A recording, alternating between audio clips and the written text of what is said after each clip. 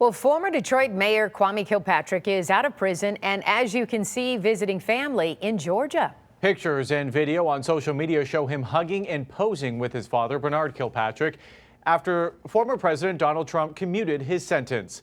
Kilpatrick served just 7 years of 28 years in prison after being convicted in a major corruption case. Kilpatrick still has to pay millions in restitution, and we've learned the amount spelled out by former President Trump may be wrong by millions. Our Jim Kurtzner explains.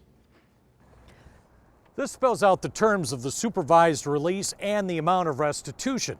It says on here that it was revised, amended, and signed by the judge in 2017. That was 4 years into Kilpatrick's prison sentence. This is $3 million different than what President Trump said the former mayor has to pay back.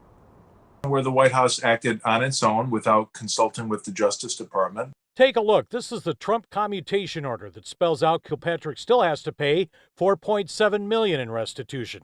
This is the Judge Edmonds order that puts the amount at a total of $1.7 million. That includes restitution Kilpatrick owes the IRS. When you've stolen the money of the people and you've taken it away from the people who deserve it, we expect that money back. And that's what happened in this case. Social media showed Kilpatrick hugging people at the airport in Atlanta and happily posing with his father, Bernard Kilpatrick. Let's hope for the best for him reuniting with his family. Let's hope that he creates a good family bond and turns that into the best thing possible.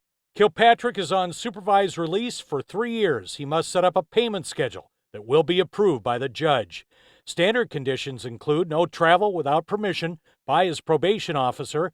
He must submit monthly reports about employment, where he's living, no excessive alcohol or drugs, no guns, no associating with convicted felons. And he cannot become a special agent working with law enforcement without permission. He's never accepted responsibility. He's never really apologized for what he's done. And I would like an apology that would be helpful.